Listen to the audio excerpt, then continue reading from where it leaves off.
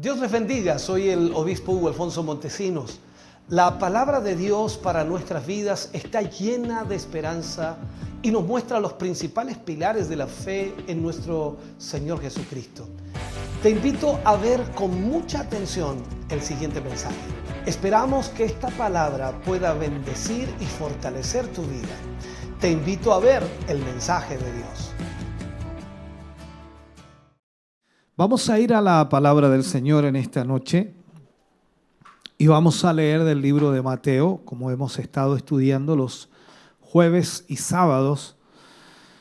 Mateo capítulo 13, versículos 10 al 17 tomaremos como base, es donde aparece allí un título, el propósito de las parábolas.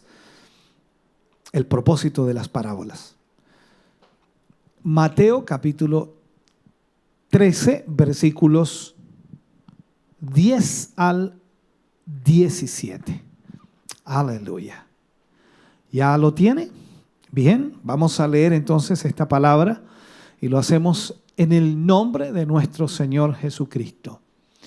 Dice, entonces acercándose los discípulos le dijeron, ¿por qué les hablas por parábolas?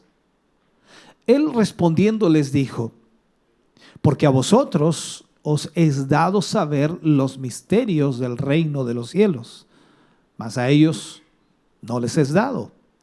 Porque a cualquiera que tiene se le dará y tendrá más, pero al que no tiene, aún lo que tiene le será quitado. Por eso les hablo por parábolas, porque viendo no ven y oyendo no oyen ni entienden.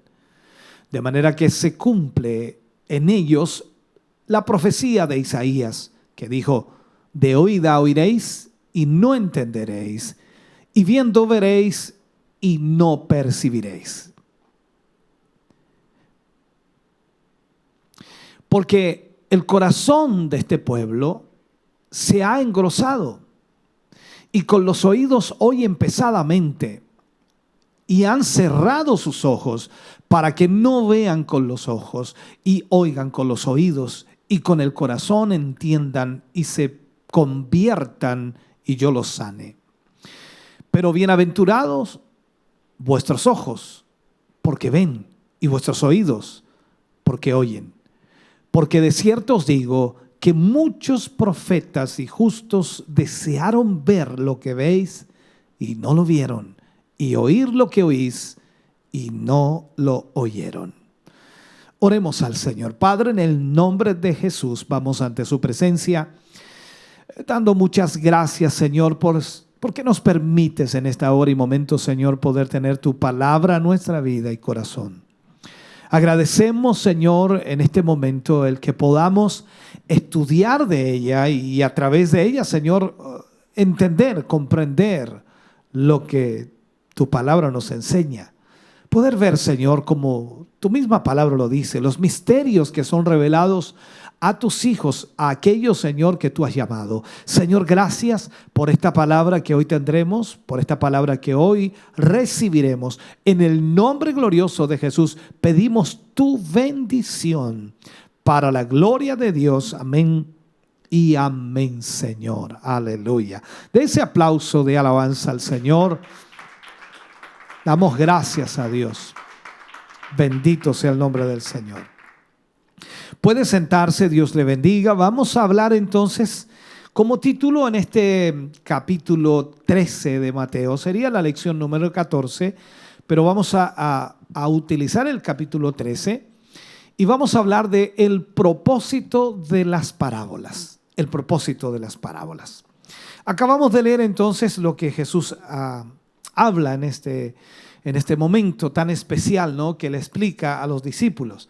Y viendo el capítulo 13 de Mateo, que es uno de los más hermosos de los capítulos de Mateo. ¿Y por qué? Porque está lleno de enseñanzas espirituales. Para algunos no es tan importante este capítulo, porque lo pasan inmediatamente rápido, porque al leer las parábolas no las entienden. Pero es rico en espiritualidad. Y de esta manera entonces nos referimos específicamente a las narraciones de las parábolas. Una parábola es una narración en un lenguaje figurado, que hace, por supuesto, una semejanza de un principio espiritual, con un acontecimiento, por supuesto, de la vida cotidiana o de la vida diaria. El propósito en sí de la parábola es doble y se enfoca rápidamente, y lo podemos ver nosotros cuando estudiamos.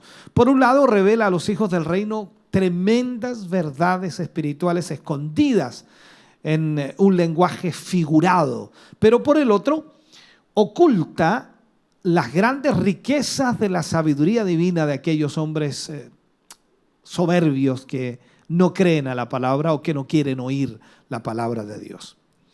No olvidemos que en el capítulo 12 vimos cómo la oposición hacia el Señor Jesucristo crecía constantemente hasta el punto de blasfemar en contra del Espíritu Santo.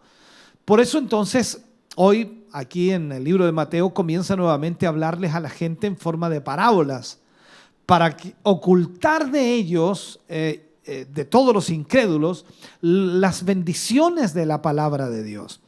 A nosotros nos parece un poco extraño, nos parece un poco raro que el Señor esconda cosas a las personas, pero en realidad está diciendo de que las esconde de aquellos que no creen. También tenemos la Escritura que nos dice que para el que cree todo es posible.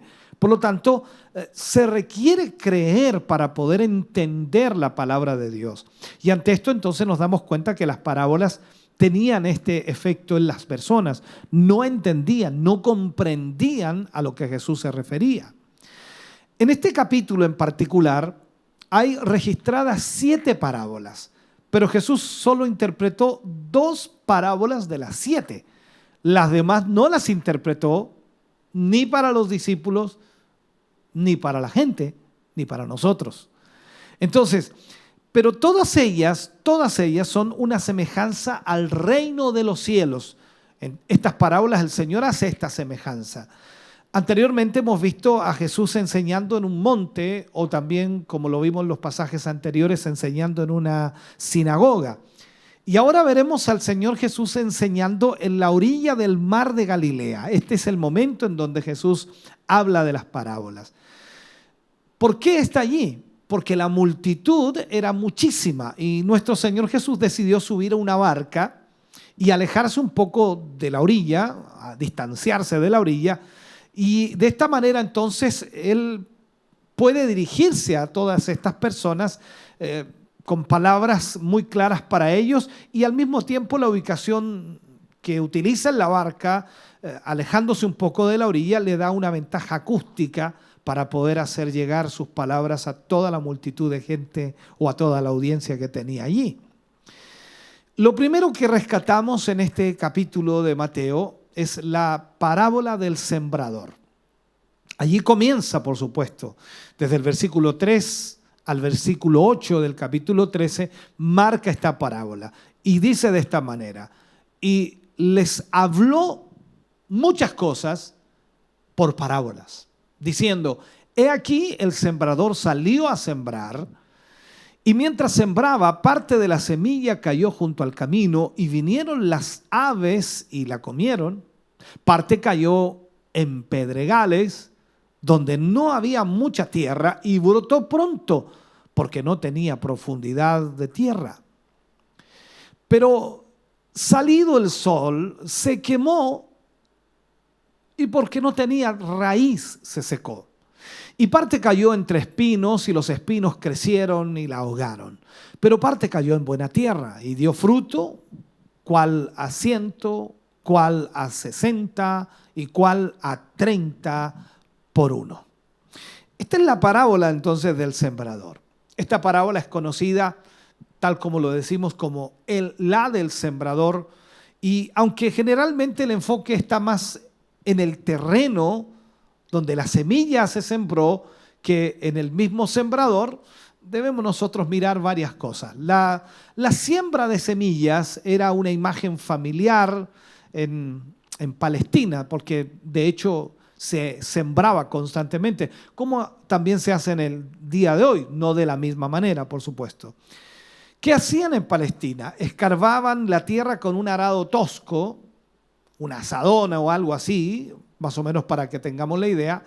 Entonces el sembrador salía y echaba las semillas sobre la tierra. En la actualidad se utiliza mucha maquinaria. Usted ve los campos hoy día, una cantidad enorme de maquinarias para sembrar las semillas y hay 2 o 3 personas allí manejando las maquinarias y nada más. Mientras que en aquellos tiempos se sembraba a mano.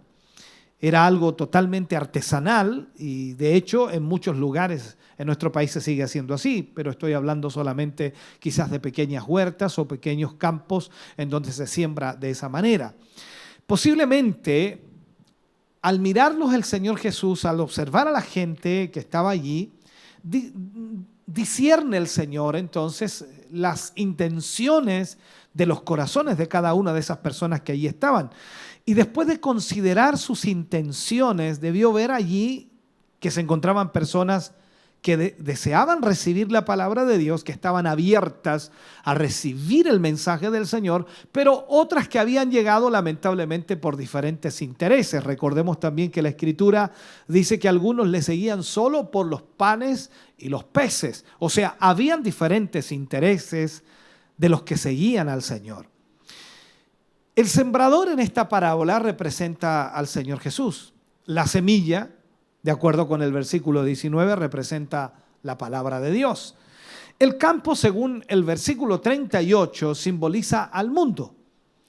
Y observemos entonces qué es el mundo, no la iglesia. Ya eso es importante marcarlo. No es que la tierra esté significando que o se refiere a la iglesia, sino se refiere literalmente al mundo. Ahora, creo que la imagen es la siguiente. La iglesia está aquí en el mundo y es una verdad. Y fuera de ella se encuentran multitudes de personas que no han recibido a Cristo. La palabra de Dios llega a unos y a otros y algunos la aceptan y otros la rechazan. Esa es la realidad que vivimos y que se ha vivido siempre. Pero nuestra labor es sembrar esa semilla. Esa es nuestra labor. Aunque todos la rechacen o todas la reciban, nosotros debemos entonces sembrar la semilla. Si observamos ahora dónde cayó la semilla, de acuerdo al pasaje y a la parábola, dice que cayó en 4 tipos de tierra. Cada uno de ellos representa, por supuesto, el corazón del oyente, donde la palabra de Dios es plantada durante la predicación.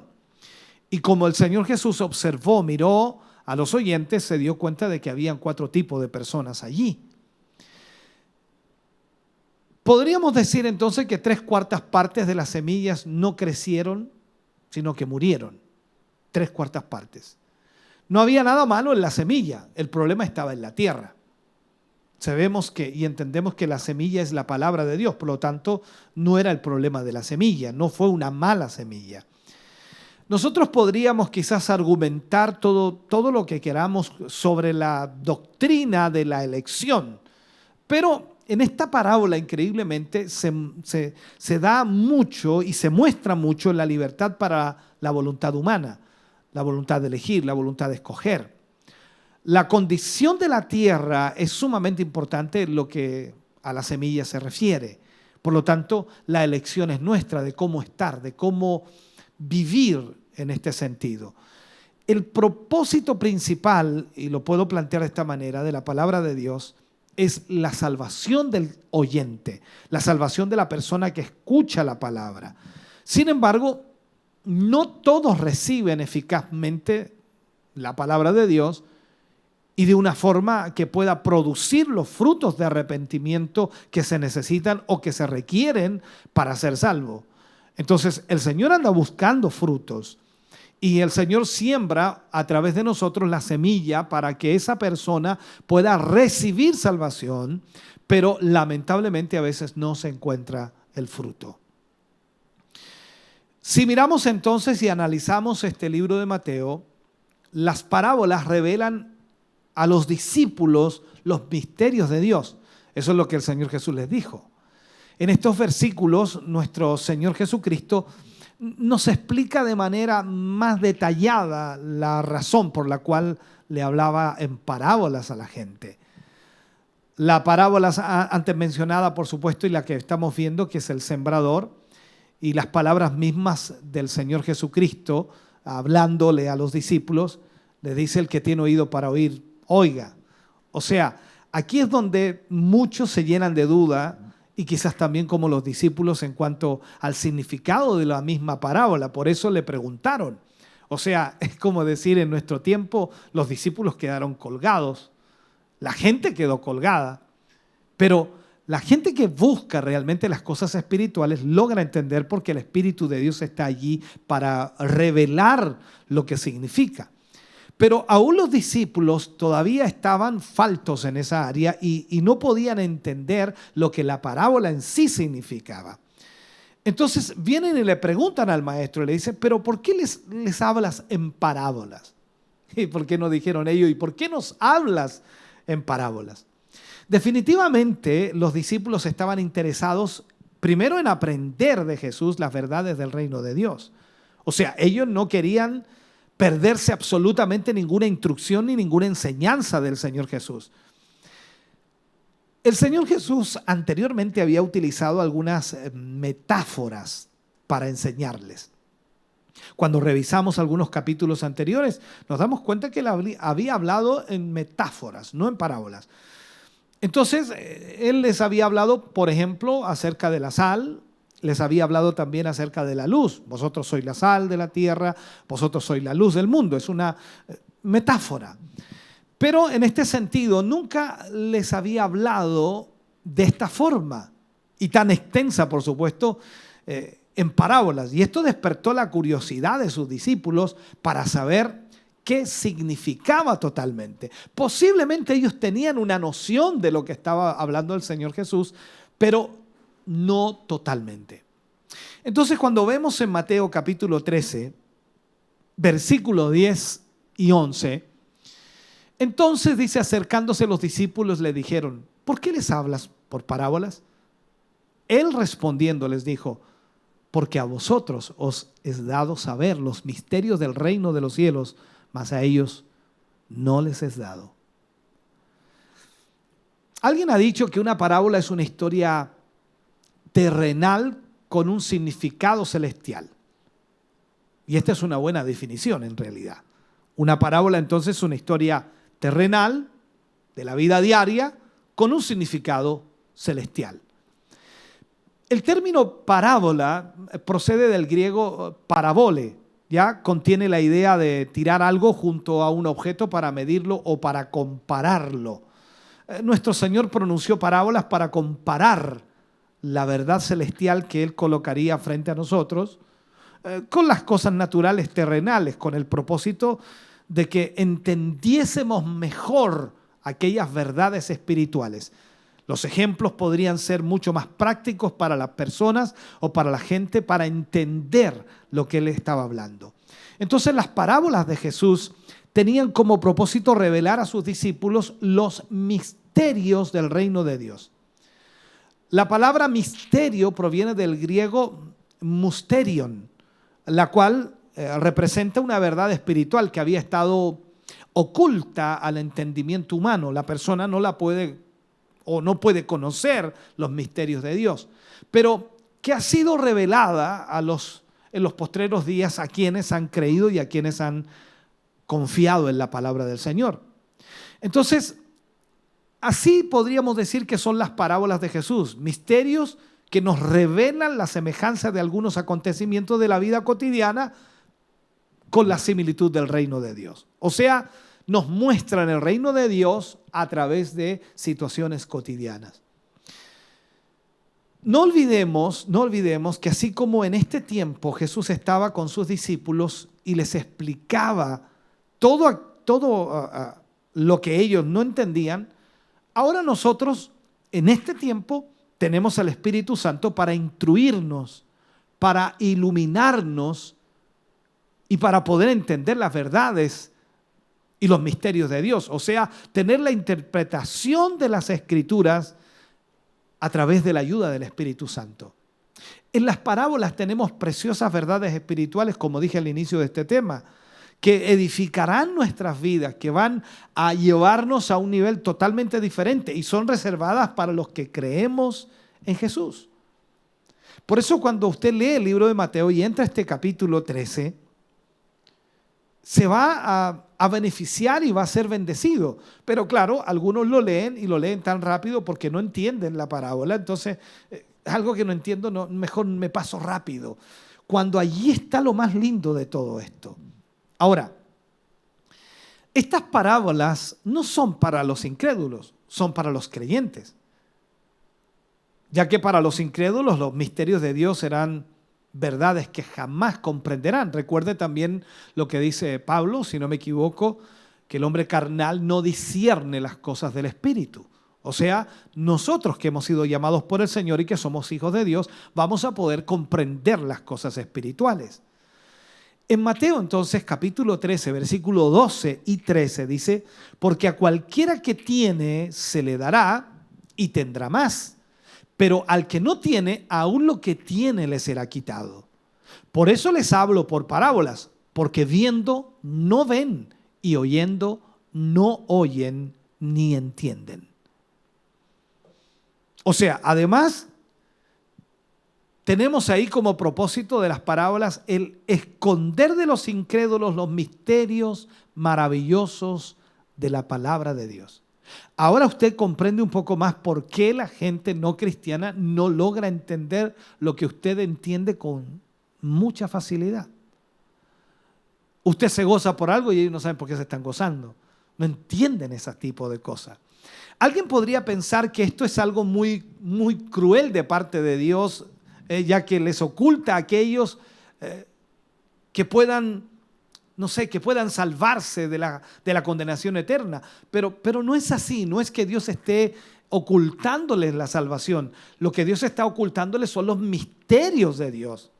Por ejemplo, alguien que se esfuerce por estudiar, es justo, por supuesto, hablo en lo general, que por su dedicación gane una beca y le permita acceder a estudios más especializados o estudios superiores y le abra las puertas para aumentar aún más sus conocimientos, porque se está esforzando para hacerlo, porque lo hace por su dedicación y por su dedicación se le dio más. Por eso dice el Señor ahí, el Señor Jesús, al que tiene se le dará más, pero el que no tiene, aún lo que tiene le será quitado. O sea, lo contrario ocurre con un perezoso que no se preocupa por estudiar de tal forma que lo poco que había aprendido, lo poco que había conocido, termina por olvidarse y es reprobado del curso y el futuro ya no se graduará, no alcanzará sus propósitos. De eso está hablando también el Señor. En la vida espiritual, este principio aplica también de la misma forma. Nosotros no podemos quedarnos de brazos cruzados pensando que con lo que ya sabemos está bien. O sea, tenemos que profundizar en la Escritura, en la palabra del Señor y conocer los misterios de Dios, porque a nosotros se nos revelará. ¿Pero a quiénes? A los que, por supuesto, creen en su palabra y entienden que hay mucho más para ser revelado. Una persona que sabe humillarse delante de Dios y pone, por supuesto, atención al mensaje del Evangelio, abre su corazón a la fe también, es bendecida en gran manera. Y conforme, por supuesto, sigue perseverando con sencillez en su condición espiritual, sigue creciendo aún más. Dios le dará mucho más. Pero aquellos que por soberbia, no sé, deciden no creer al mensaje del Evangelio y en lugar de eso deciden endurecer sus corazones, el poco discernimiento espiritual que poseen se les es arrebatado para que su condenación termine de completarse. Recuerde también que Pablo escribe a los tesalonicenses y dice que Dios les envía un poder engañoso para que crean a la mentira. ¿Por qué? Porque no quisieron creer a la verdad. Esto es una realidad la cual nosotros no podemos dejar de lado. O sea, el Señor nos da la oportunidad de nosotros creer en Él y también nos da la oportunidad de crecer y que los misterios de Dios sean revelados a nuestra vida. Entonces, si una persona se niega a entender, entonces el poco entendimiento espiritual que pudiese tener le es quitado para que verdaderamente no comprenda los misterios de Dios. ¿Le ha pasado a usted que ha conversado con personas que a veces los veía como que iban creciendo muy bien y de repente se estancaron y ahora cuando habla con ellos después de unos años parece que han retrocedido en vez de avanzar? Hablo en lo espiritual, por supuesto, que entienden menos de lo que entendían antes o que están más cerrados de lo que estaban antes. O sea, ese es un problema que ahora entendemos porque estas parábolas nos enseñan esto.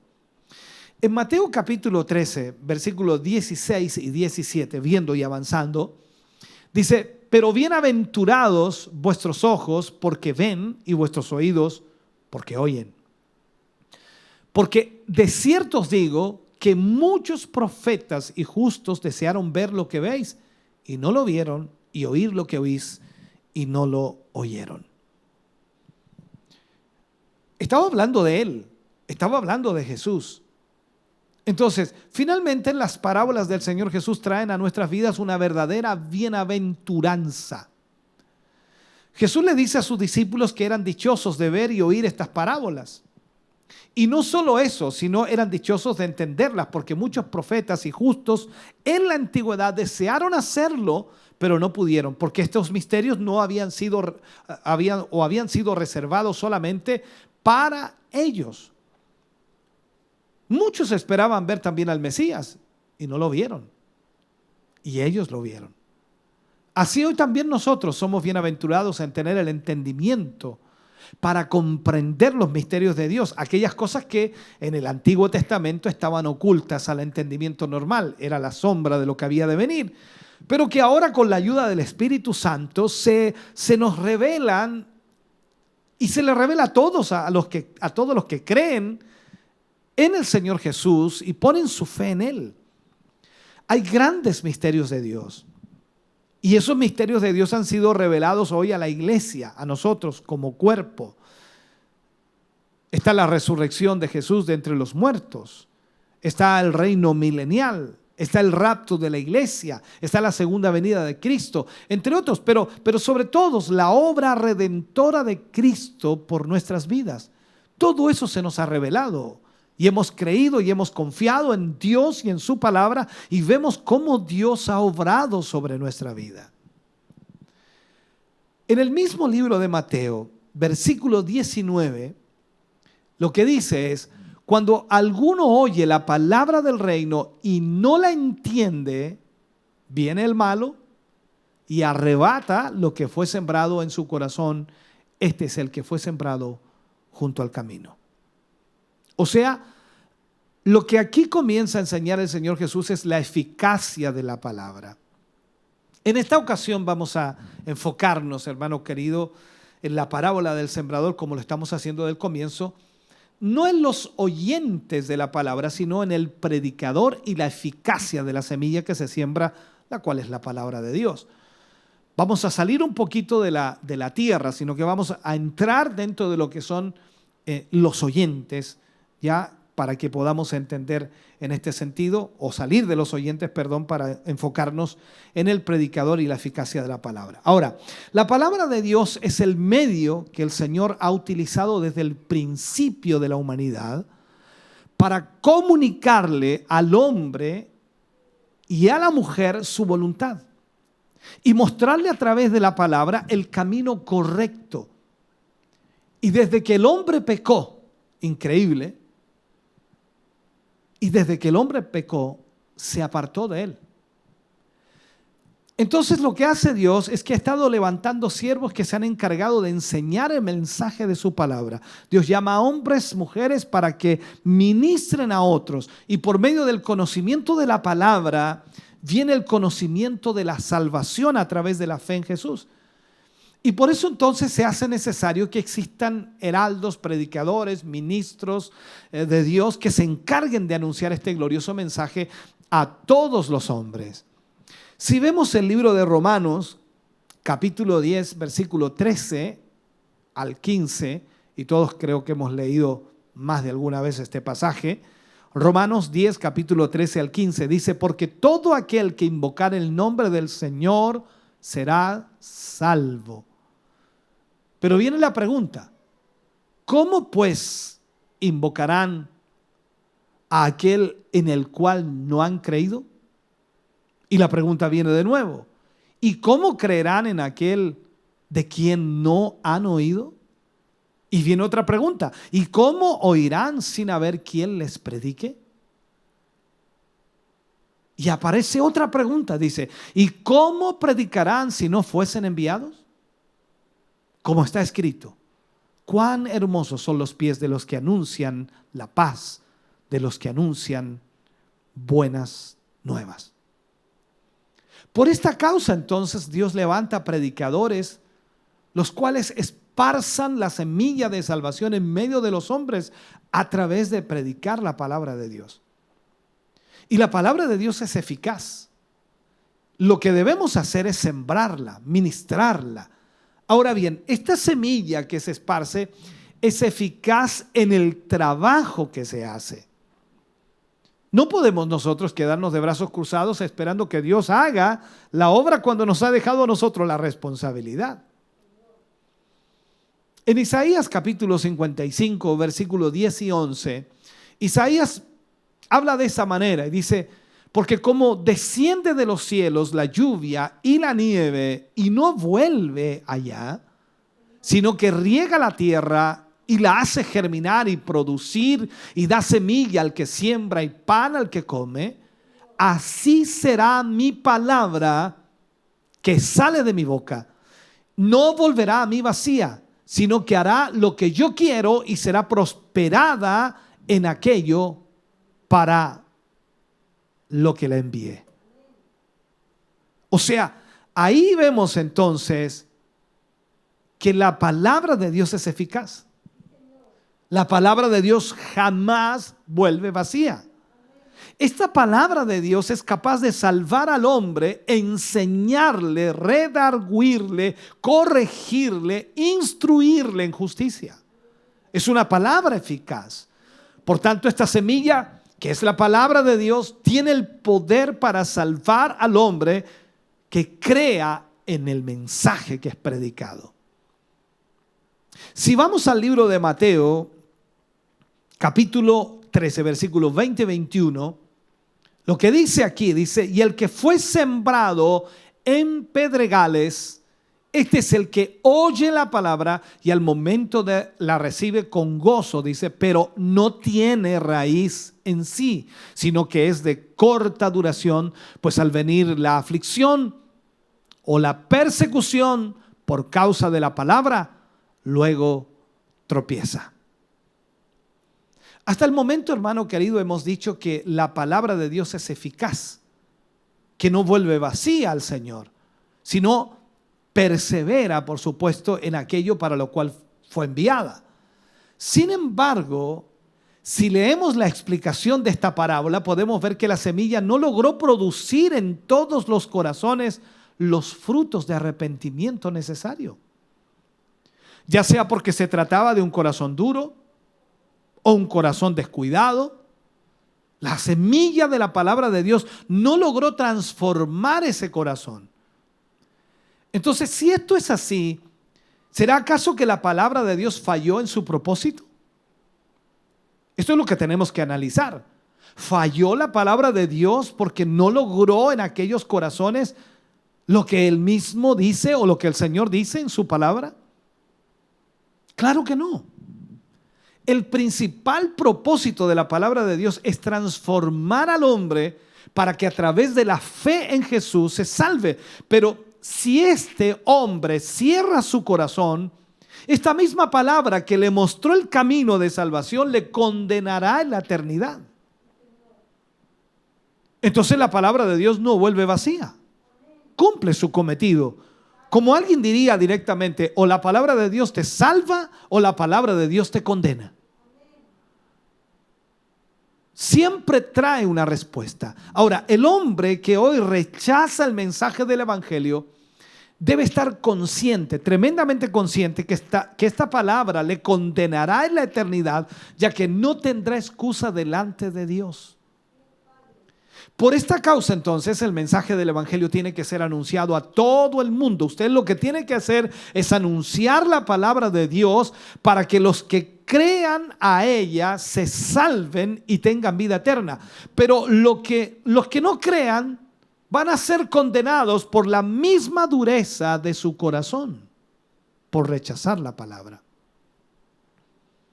Recordemos lo que le dijo el Señor Jesús a los discípulos en Marcos capítulo 16, versículo 15 y 16. Y les dijo: id por todo el mundo y predicad el evangelio a toda criatura. El que creyere y fuere bautizado será salvo, mas el que no creyere, ¿qué? Será condenado. Dios quiere que nosotros seamos aquel grupo que cree en su palabra para vida eterna. Y no aquellos que endurecieron sus corazones para no obedecer a la verdad y que esta misma palabra les juzgue en la eternidad. En cualquier caso, la palabra de Dios habrá perseverado en aquello para lo cual fue enviada, o para salvar o para condenar. Estas personas del terreno pedregoso pertenecen al extremo opuesto al primer grupo que estaba junto al camino. Estos son afectuosos, son emotivos, son prontos a derramar lágrimas y se conmueven muchos. Son muy emocionales. Al participar en reuniones especiales demuestran mucho ardor, mucha energía, pero una vez terminado el encuentro, el culto, la reunión, vamos a ponerlo así, quedan como las velas extinguidas. Usted ha visto esas velas, ¿no?, que se apagan. O sea, tienen momentos de gran entusiasmo, alcanzando quizás un alto grado de emotividad, pero lamentablemente sin una relación verdadera con Cristo. En Mateo capítulo 13, versículo 22, seguimos avanzando. Dice: el que fue sembrado entre espinos, este es el que oye la palabra, pero el afán de este siglo y el engaño de las riquezas ahogan la palabra y se hace infructuosa. A estas personas el mundo las satura, excluyendo por supuesto a la palabra de Dios. La palabra de Dios no satura a nadie, pero el mundo sí lo satura. En el primer grupo, el diablo ganaba a los que se encontraban junto al camino. En el segundo grupo, en el terreno pedregoso, la naturaleza física o carnal dominaba a los oyentes. Y aquí, en el tercer grupo de oyentes, el mundo ahoga la palabra sembrada. Aparecen las preocupaciones. Algunas veces se trata de la pobreza, otras veces del carácter engañoso de las riquezas. Y resulta interesante que personas de los dos extremos en el ámbito social, de la pobreza o de la prosperidad, son las más difíciles de alcanzar para Cristo. La extrema pobreza o la riqueza. Conozco a muchos que, agobiados por las preocupaciones del mundo, han dejado fuera la palabra de Dios. Son personas que han escuchado la palabra de Dios y solo han profesado recibirla y sencillamente han expresado verbalmente cierta adhesión a los principios cristianos, como entusiasmados, por decirlo así, pero duran muy poco. Pero ¿qué hablar de aquellos que son buena tierra, no?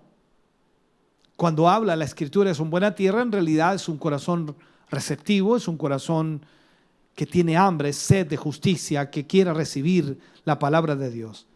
Entonces estas personas son buena tierra. Y se juntan las dos cosas, la buena semilla y la buena tierra. Y produce fruto, como decía la Escritura, a 100, a 60 y a 30 por uno. Veamos ya, para quizás ir cerrando nuestro tema de hoy, la parábola de la cizaña. Dejaremos algunas parábolas para el próximo tema. La parábola de la cizaña, en el capítulo 13, versículo 24 al 25 aparece. Vamos a leer estos dos versículos, 24 y 25. Le dice, les refirió otra parábola diciendo, el reino de los cielos es semejante a un hombre que sembró buena semilla en su campo. Pero mientras dormían los hombres, vino su enemigo y sembró cizaña entre el trigo y se fue. El reino de Dios o el reino de los cielos son términos intercambiables, o sea que se utilizan constantemente uno o el otro, que nos hablan por supuesto del gobierno absoluto de Dios sobre su reino. Y es decir, fronteras dentro de las cuales ejerce la soberanía de Dios. En el Antiguo Testamento estas palabras no aparecen, pero a través de sus títulos Dios se presenta como el gran rey, como el soberano que tiene la soberanía sobre todo el mundo. Ahora, en el libro de Salmos, capítulo 24, versículo 1 y versículo 10, dice, de Jehová es la tierra y su plenitud, el mundo y los que en él habitan. El versículo 10 dice, ¿quién es este rey de gloria? Jehová de los ejércitos es el rey de la gloria. Una vez más, entonces, nuestro Señor Jesucristo utiliza otro acontecimiento cotidiano de la vida en Palestina para enseñar en forma de parábola las verdades de la palabra de Dios y los misterios del reino de Dios. Observemos aquí quiénes dormían. Es interesante. Mientras que aquellos hombres dormían, vino el enemigo, dice. Recordemos que el Señor es el sembrador y que Él no se adormece ni tampoco se duerme. Satanás es el enemigo y el que siembra cizaña entre el trigo. La cizaña representa a las doctrinas falsas. Hoy día, por montones. Hay mucha siembra de este tipo, ¿no? Y cuando el trigo y la cizaña comienzan a crecer, es difícil distinguir la una de la otra. Francamente, hay muchos cultos, muchas sectas, y al principio parecen muy buenas. Y no es posible distinguir de la doctrina bíblica hasta que profundizamos en su estudio. Y al llegar a una fase avanzada, vemos que empieza a aparecer la doctrina falsa. Es como si hubiésemos sembrado cizaña entre el trigo. Es importante que nosotros como hijos de Dios tengamos la certeza que el reino de Satanás es limitado. Esa palabra importante que usted la entienda. El reino de Satanás es limitado, únicamente limitado por la voluntad de Dios. O sea, Satanás no puede hacer nada más allá de lo que Dios le permita. Y eso grábeselo bien. Un día el reino de Dios se extenderá y tomará el control de todo este mundo. Y Jesús será su rey. Pero mientras tanto, el reino de Dios es más de carácter espiritual que material. El reino de Dios hoy día no es material. No es para gobernar este mundo, no es para que nosotros estemos preocupados de las cosas materiales, porque el reino de Dios no es material, es espiritual. Pero increíblemente, a pesar de que es espiritual y no material, se extiende a lo largo del mundo por medio del anuncio del evangelio que transforma al hombre y lo hace heredero del mismo reino de Dios. Entonces, solo cuando el hombre es libertado y liberado de las cadenas de su pecado, puede convertirse en heredero del reino de Dios. Cuando vemos el libro de Mateo capítulo 13, versículos 27 al 30, miren lo que dice aquí. Vinieron entonces los siervos del padre o del padre de familia y le dijeron, Señor, ¿no sembraste buena semilla en tu campo? ¿De dónde pues tienes cizaña? Él les dijo, un enemigo ha hecho esto. Y los siervos le dijeron, ¿quieres pues que vayamos y la arranquemos? Él les dijo, no sea que al arrancar la cizaña, arranquéis también con ella el trigo. Dejad crecer juntamente lo uno y lo otro hasta la siega.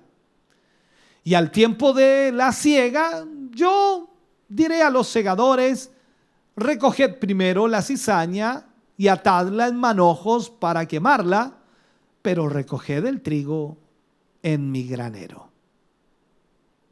Usted que ya es un hijo de Dios y es espiritual, ya entendió inmediatamente esta parábola.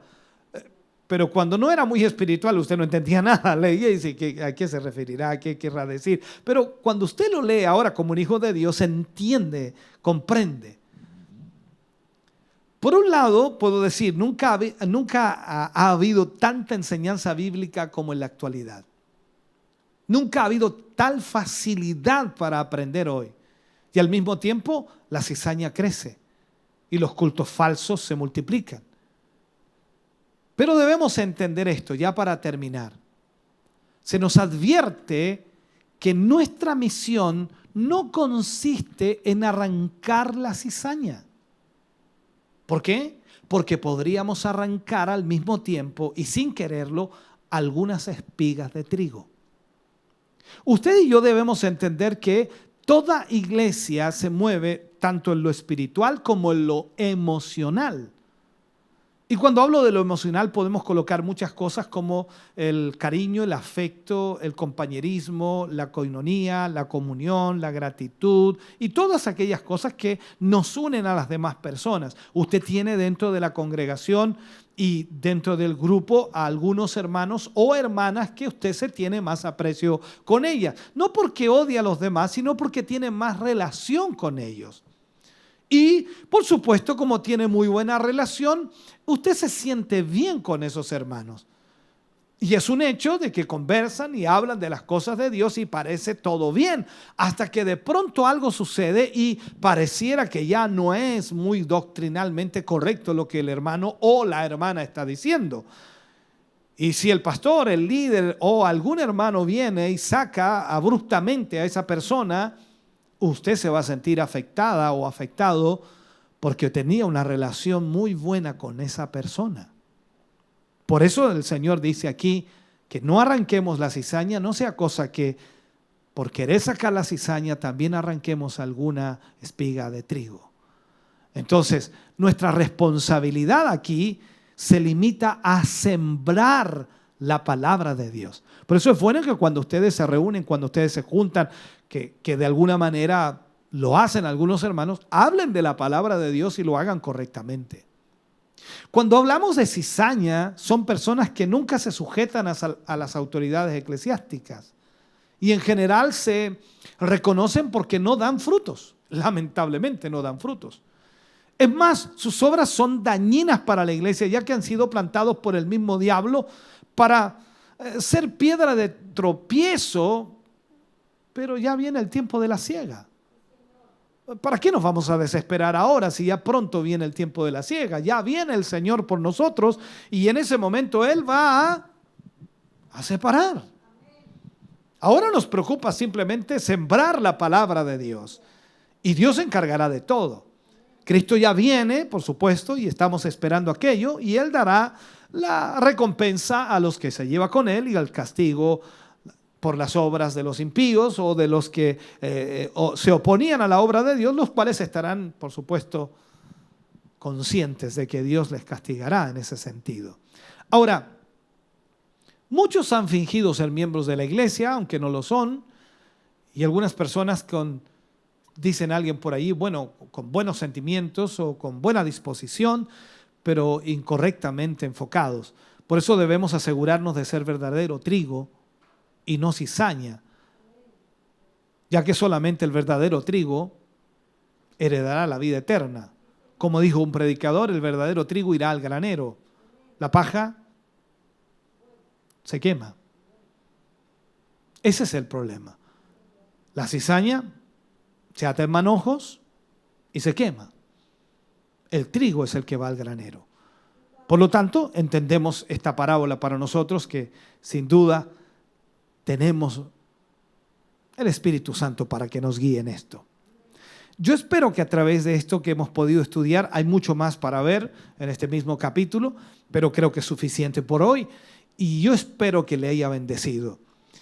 tome de esta palabra y llévela a su vida, aplíquela a su vida y pídale al Señor que le revele mucho más aún, porque sin duda el Señor lo puede hacer. Póngase de pie para que oremos al Señor. Amado Dios, te damos muchas gracias. Agradecemos en esta noche tu palabra, agradecemos el compartirla con nuestros hermanos y hermanas. Agradecemos, Señor, estar llegando a tantas personas a través de los medios de comunicación. Y te rogamos que esta palabra, Señor, que hemos podido enseñar, ministrar a tu pueblo, a tu iglesia, pueda traer, Señor, respuesta. Tu palabra nunca vuelve vacía. Tu palabra fue enviada, Señor, tanto para salvar como para condenar.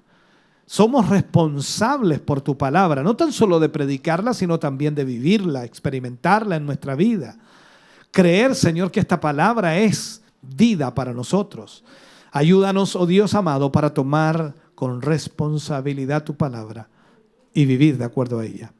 En el nombre de Jesús, trae bendición sobre tus hijos, sobre tus hijas hoy. Lo pedimos y lo rogamos en el nombre glorioso de Jesús. Amén y amén, Señor. Aleluya. Estamos contentos de que hayas visto y escuchado este mensaje. Creo con todo mi corazón que Dios le ha bendecido. Quiero invitarles a suscribirse a mis redes sociales, donde tenemos contenido que le ayudará a alimentar su vida espiritual.